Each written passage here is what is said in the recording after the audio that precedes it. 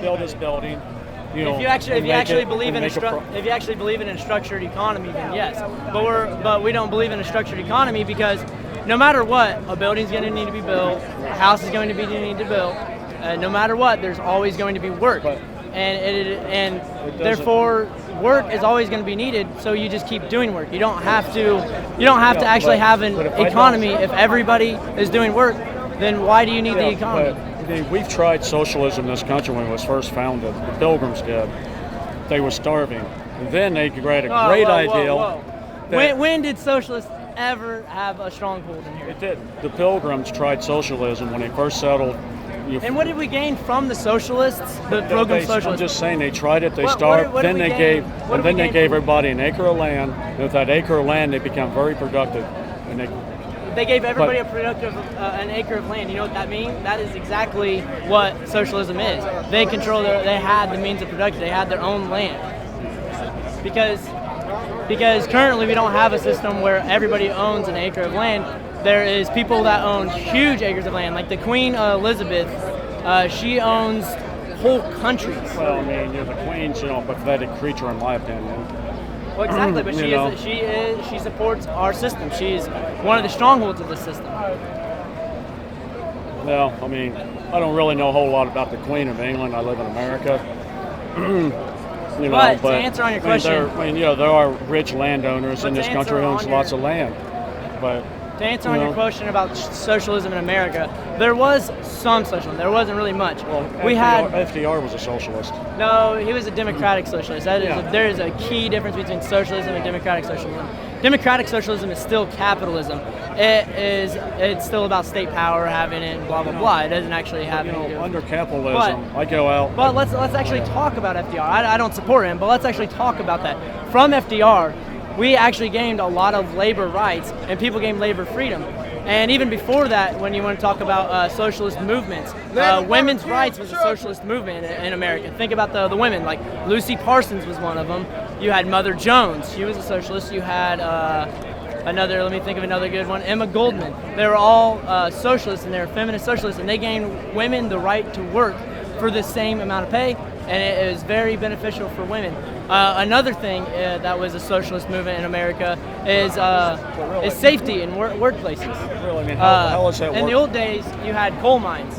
And during the coal mines, people were dying constantly. They were dying from unsafe work because the capitalists didn't want to pay for their own safety because they had the means of production and they wanted it to be pure profit. What's your opinion about Israel socialism? About what? Israel socialism, the kibbutzes. I have no speculation on Israel. That is because I'm not educated enough. I am very against religion, so it's very hard for me to take a standpoint because there is a lot of Islam. There's a stronghold of Islam in Palestine, and there's a stronghold of Judaism in Israel. And I'd have to actually physically be there to actually see it because you can read the media all day you want about Israel and Palestine, and it goes back and forth. There's no way of determining who is right and who is wrong. From what I've read, a lot of people, I feel like I would support Israel more, but I can't say that for sure. You need to travel. I've been there 2 years ago. So you got to experience kibbutzes firsthand. That movement started kibbutzes firsthand. You need to experience that. There are tours in there. They started in 1903, didn't work. Who did? So now they're all private, kibbutzes. But that's what you're describing. State power, though? Everything is state power. Well, I'm against state power. Well, have you seen anywhere socialism built without state power? So you Spanish Revolution, unrevolutionary proletariat movement, and socialism built, right? It was actually very strange. So you're talking about the failed. They were killed off. Many of them were murdered by the state. So you're talking about either the failed attempt or the utopia. Which one are you talking about? It was a failed attempt because they were murdered. So you want to try it again? The failed attempt. Because the actual success of the people was good. They were just murdered off by the capitalists. So you have something to add to change the original program to do it? Is there anything to add or change to it? Well, since then there's been many other movements, and we've used You're coming here with slogans. You need to have a program, a clear program in your head. What you're saying is just random rambling about you're all over the place. Yeah. No, you need to have a program and be. That is not a program. That says labor creates all it creates all wealth. That is not a program. What you're saying, you're not convincing. You just can't follow the conversation, the line of conversation. You're all over the place. Coal mines and women's rights and all. No. He was asking about your program. He was talking about socialism in the United States, and I mentioned socialist movements that actually worked towards workers' benefits. To this building, that building. So workers build building with the state-owned tools. I don't see anywhere state-owned tools. State-owned tools? Everybody comes with his own hammer and pliers and all. Your own hammer, your own sickle. You come with your basic tool sets, but who owns the crane? Who owns the bulldozer? Just somebody who organized labor to build that. They do the whole logistic, pay their own money, take the risk, hire you with your hammer and pliers, who doesn't take any risk in building that. Do what now? They hire you, owners. They put a lot of risk online. Not really. How is it not really? Well, what risk do they have? And many of them file bankruptcy. Think of Donald Trump. He's filed bankruptcy, what, 3 or 4 times? You bear no responsibility over the results of your labor.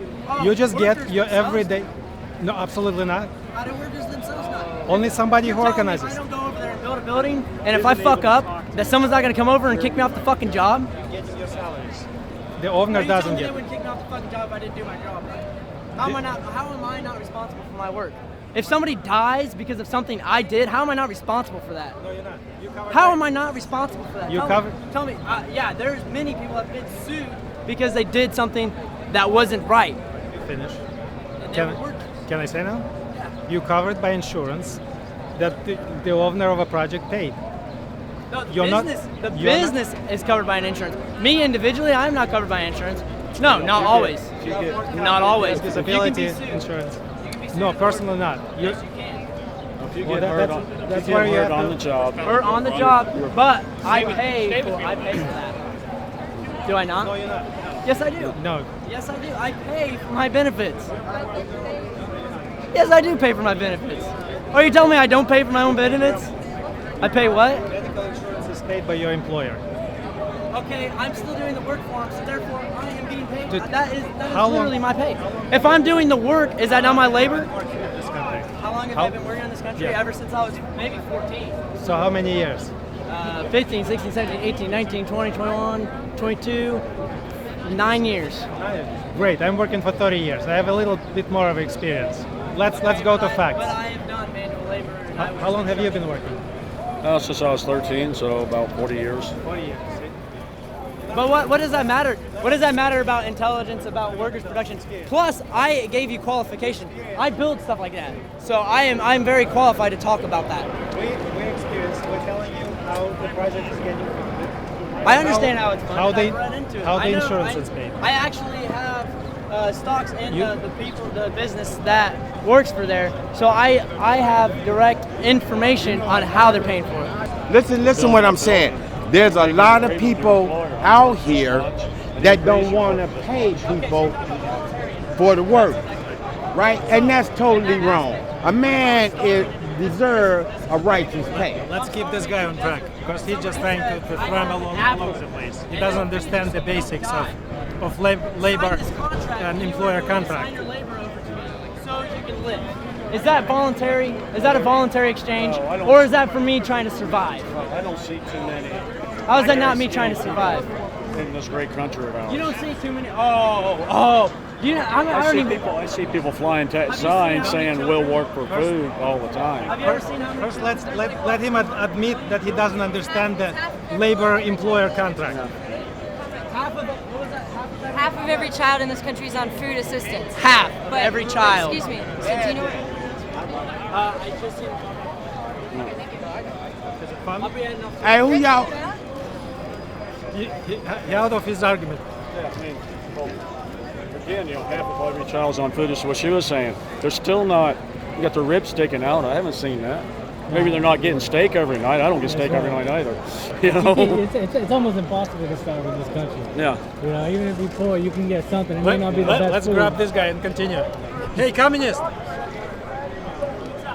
We need to take an interview from you. Okay. This guy just escaped. I'm curious what happened earlier.